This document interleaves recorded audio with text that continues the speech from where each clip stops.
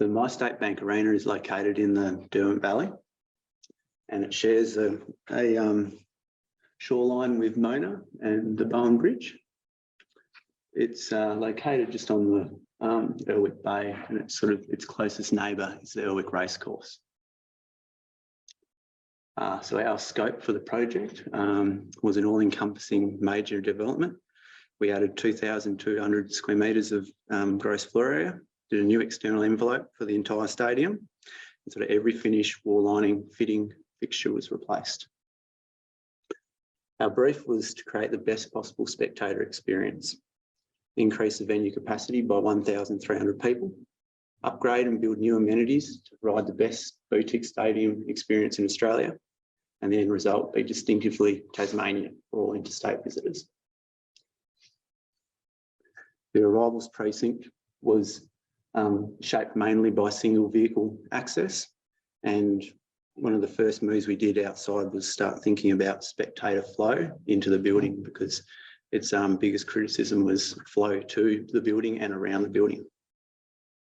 To set the context for the project, Melbourne was just coming out of lockdown late in 2020, and we did a 7-month design process remotely with our client who were based in Melbourne, and went to tender at Christmas time, and by March the next year we'd done a lot of the bulk earthworks, and by November later in that year we were playing practice games. So we had upwards of 180 construction workers on site every day, and a spend of approximately $10 million a month at the highest point in time.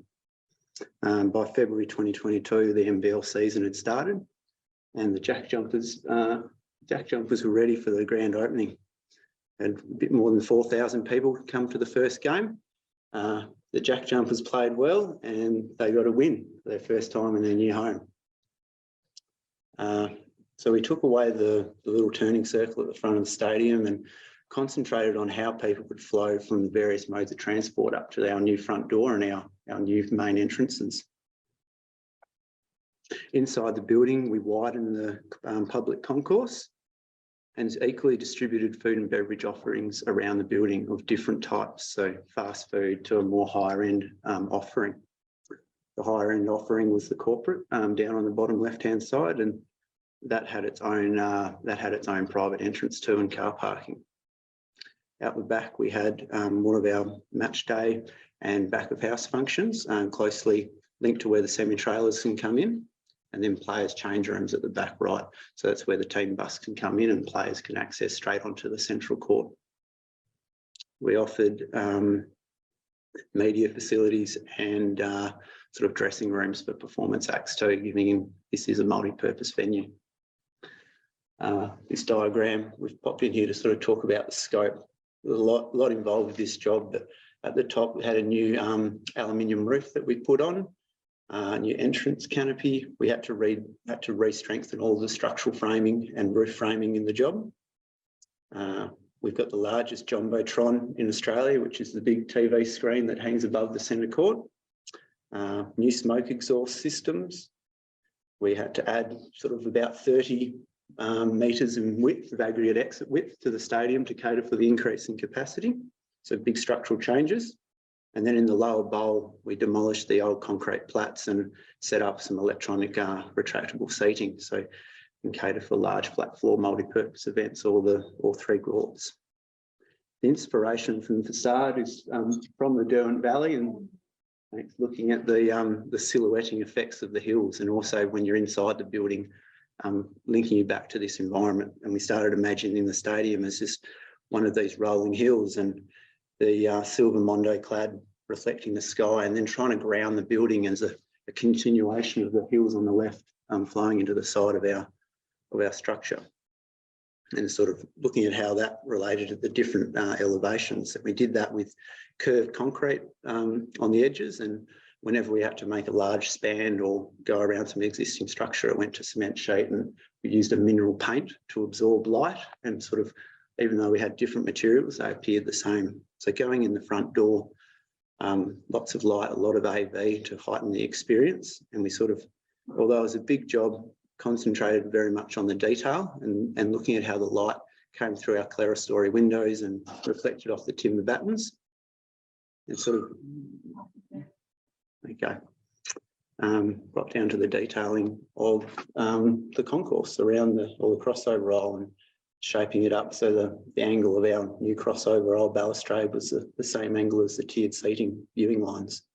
Let a lot of natural light into the concourse, so we didn't have to rely on artificial lighting, so big new curved beams around the perimeter, and let that theme of timber flow through the entire building, and sort of looking at nature again and the dry sclerophyll forests in the area, and using that timber batten technique as a sort of a consistent design language all around the project.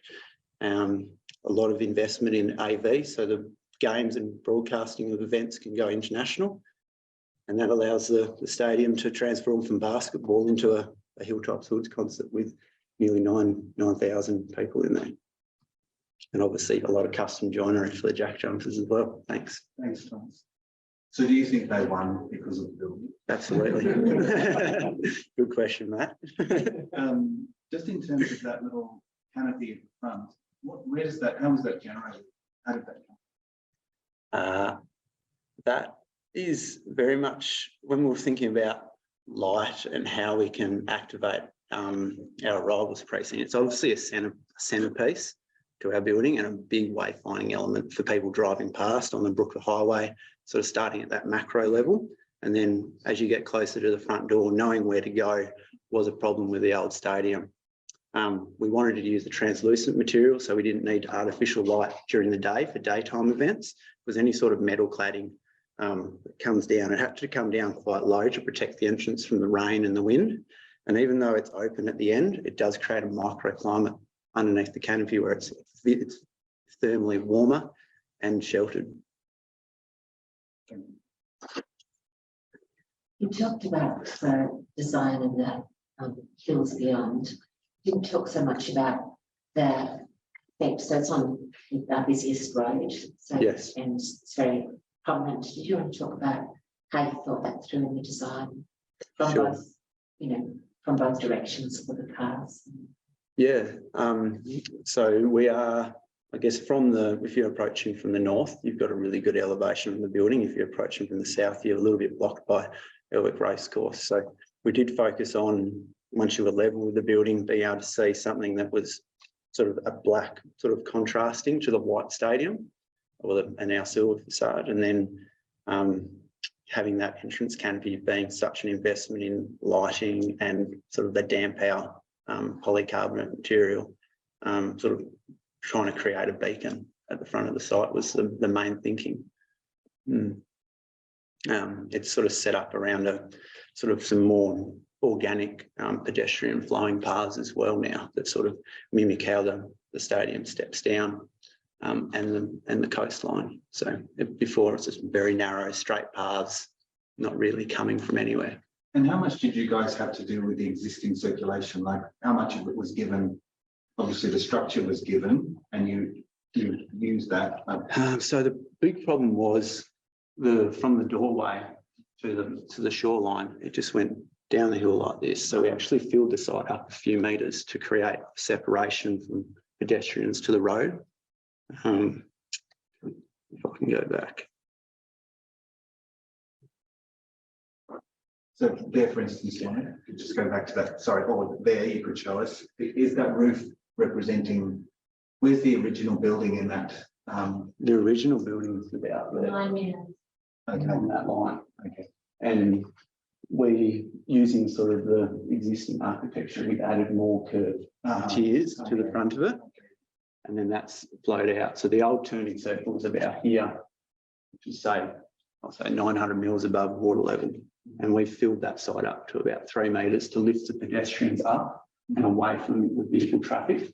And having a wider concourse allows for the sort of pop-up infrastructure on game day a bit more too. So maybe just quickly if there's time. You've obviously thought about pedestrian access getting to the venue. But I was just wondering about engaging with the waterfront, whether there's been any landscape elements for people to actually use that. Yeah, so one of the second largest glowing ramp is heading that way, out towards the gas pavilion. So there's an idea that eventually a ferry, instead of docking at Mona, can dock at Gas Pavilion and come along our foreshore towards that entrance as well. Thank you. Thank you. That's right. Halfway through there, so get halfway through a project coming at the end. So the contractor, in fact, would set the time frame for the project. Yeah, yeah. 300,000 square metre. Just stop, James. Thank you.